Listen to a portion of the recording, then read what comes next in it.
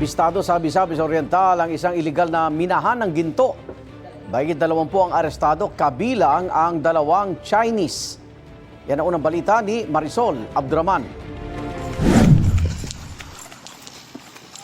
Huli sa aktong nagsasagawa ng illegal mining sa Barangay Tinggalan sa Opol, Misamis Oriental, ang grupong ito nang i-operate ng Northern Mindanao Police at Presidential Anti-Organized Crime Commission o PAOK. 24 ang arestado, kabilang ang 2 Chinese national na itinuturong manager at operations manager ng minahan.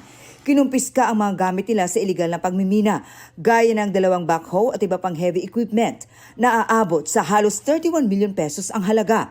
Nagugat ang operasyon sa reklamong mula sa ilang civil society group at environmentalist na may grupong iligal umanong nagmimina ng ginto kahit sand and gravel extraction lang ang hawak na permit. We validated those information at nag-conduct po tayo ng operation gold mining, ginto.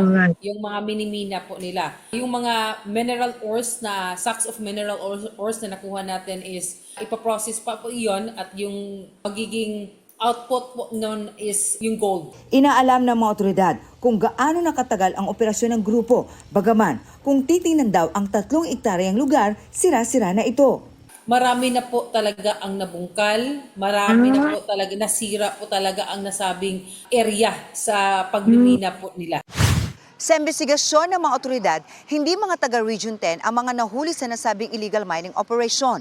Ang 2 namang Chinese national, wala raw na ipakita ni anumang dokumento. Tumanggi sila magbigay ng komento sa media.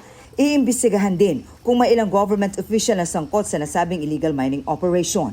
Hindi po natin sasantuhin. Ito ang unang balita. Marisol Abduraman para sa GMA Integrated News. Igan, mauna ka sa mga balita, mag-subscribe na sa GMA Integrated News sa YouTube para sa iba't ibang ulat sa ating bansa.